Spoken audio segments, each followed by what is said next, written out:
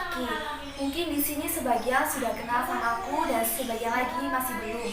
Aku alumni dari SMP Negeri 2 Banyil dan juga merupakan anggota dari Pramuka SMP 2 Banyil.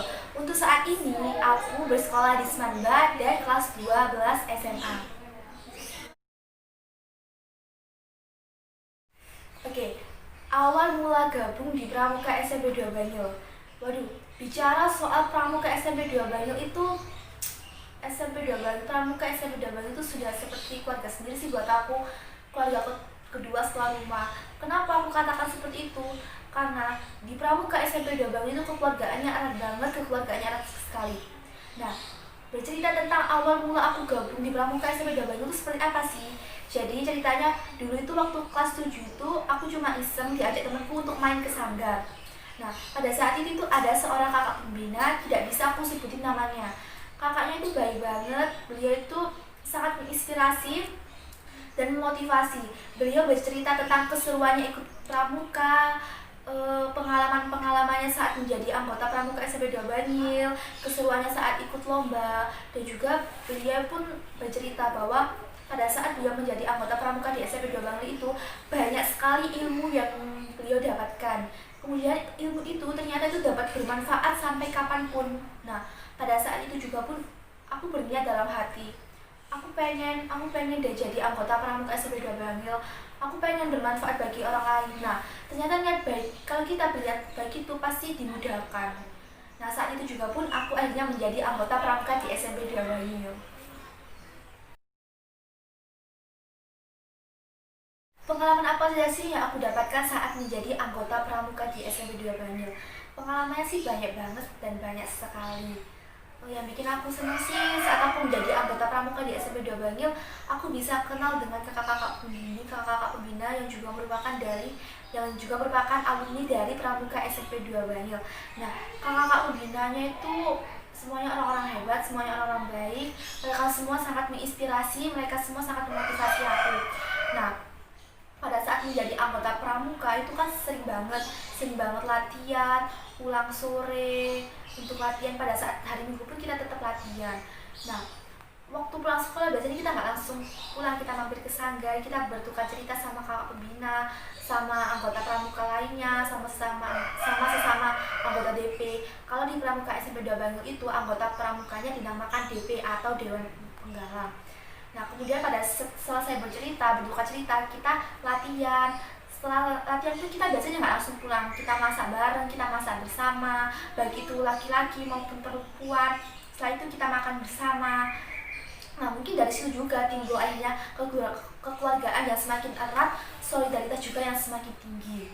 Nah, anehnya meskipun aku kelihatan aktif banget di pramuka, aku nggak pernah tuh ngerasa capek atau mungkin ngerasa rasa terbebani. Mungkin karena aku enjoy melakukannya, aku senang melakukannya. Nah, untuk sekolah aku pun tidak terganggu sama sekali. Alhamdulillah aku bisa membagi waktu antara sekolah dan juga organisasiku pramuka, sehingga tidak akan merugikan salah satunya sih. Kebetulan juga pada saat angkatanku itu ada LT3, LT4.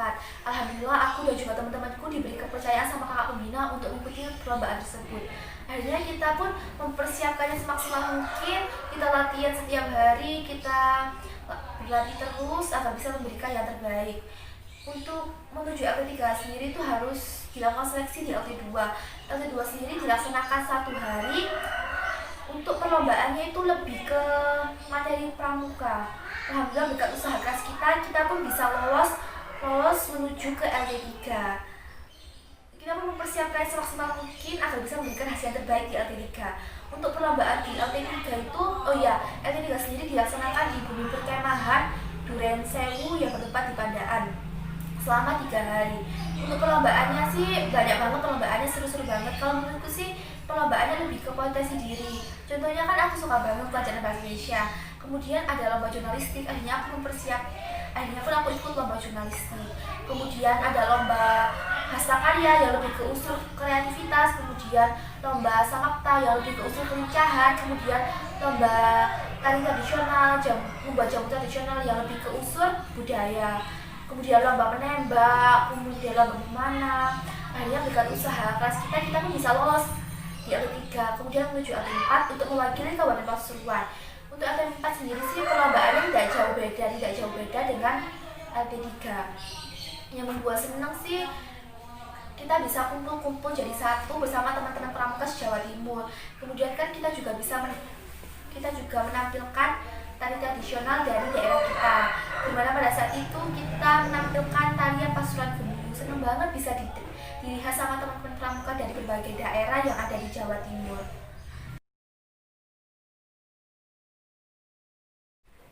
Suka dukanya saat menjadi anggota pramuka di SMP 2 Banyul, apa ya? Kalau untuk dukanya sendiri sih mungkin pada saat angkatan kelas 9 akhir dimana pada saat itu kan kita yang biasanya sering banget latihan setiap hari, pulang sore nggak ingat waktu. Di situ kita mulai beradaptasi untuk lebih fokus ke sekolah, untuk mempersiapkan nilai kita agar bisa masuk ke SMA SMK favorit. Nah, di situ sih kayak kerasa banget kehilangannya gitu, dimana hal yang biasanya kita lakukan itu menjadi jarang. Kemudian lebih kerasa lagi pada saat kita lulus, pada saat kita menjadi alumni, dimana kita harus beradaptasi dengan sekolah yang baru, beradaptasi dengan organisasi yang baru. Teman-teman mulai jarang banget ke SMP 2, mulai jarang banget.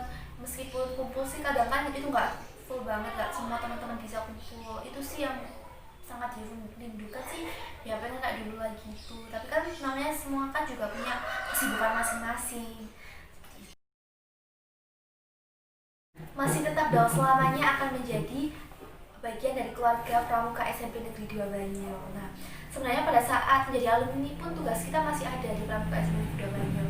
Bahkan SMP 2 Banyul kan mempunyai sebuah event bersami dan juga LT setiap tahunnya. Dimana pada saat kita menjadi dewan penggalang, kan tugas kita itu menjadi bina damping di setiap kelas untuk mempersiapkan LT dan juga bersami.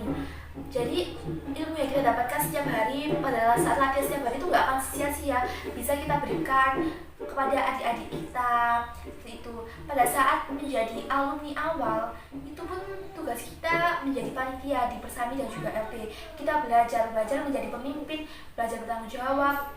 Seperti contoh belajar menjadi ketua atau ketua pelaksana di kegiatan tersebut, kemudian belajar menjadi CO itu penanggung jawab setiap sisinya pun juga banyak sekali. Seperti contoh si kegiatan, si dokumentasi, kemudian si kesekretariatan, si konsumsi, seperti itu.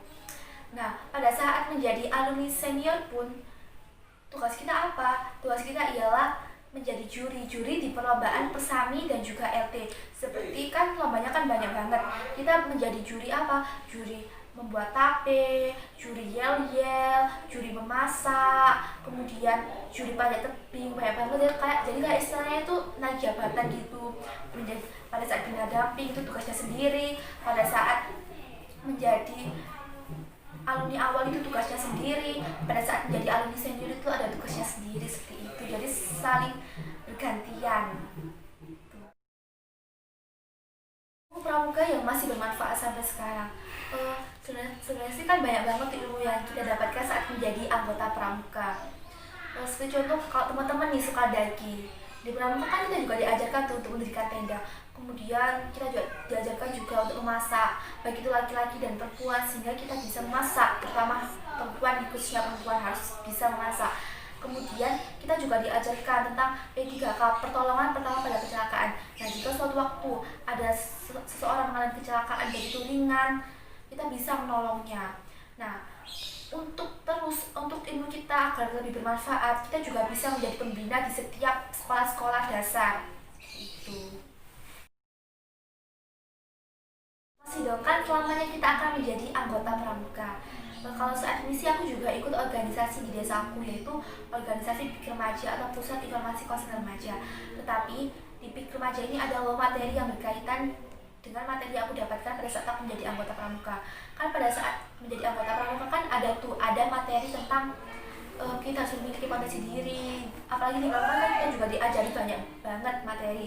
Nah, di PIK Remaja pun kita juga harus mempunyai potensi diri. Akhirnya aku pun udah tahu, tinggal aku asah passion yang aku atau potensi diri yang aku dapatkan pada saat menjadi anggota pramuka itu bisa aku lebih aku asah seperti itu. Jadi sebenarnya saling berkaitan kok.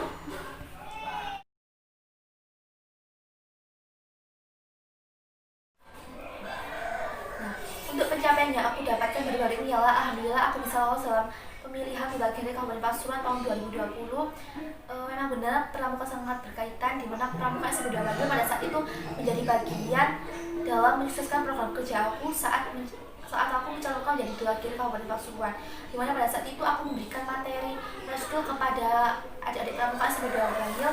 Terima kasih sudah diizinkan pada saat itu juga.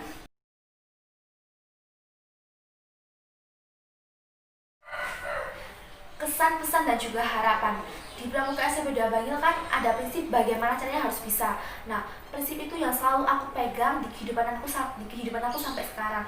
Kemudian di Pramuka SMP 2 Bangil, aku juga diajarkan untuk tidak pantang menyerah, tidak mudah menyerah, dan juga diajarkan untuk tidak takut gagal. Bukankah kegagalan itu kunci dari kesuksesan? Nggak apa-apa sekarang kita gagal, tapi suatu saat nanti kita harus sukses, kita harus berhasil. Seperti itu. Kemudian saat impian kita sudah tercapai, kita jangan berpuas hati terlebih dahulu, jangan mudah sombong, terus mencari ilmu, terus mencari pengalaman, karena masih banyak yang belum kita ketahui, di luar sana masih banyak yang lebih baik dari kita. Nah, untuk teman-teman di sini yang mengikuti organisasi, berilah dampak yang baik untuk organisasi kita, berilah dampak yang besar untuk organisasi kita. Apa yang bisa kita lakukan itu lakukanlah untuk organisasi kita. Insya Allah jika kita melakukannya dengan lapang dada, jika kita melakukannya dengan ikhlas, maka suatu saat nanti semua itu akan terbalaskan seperti keinginan kita, impian kita dapat dimudahkan.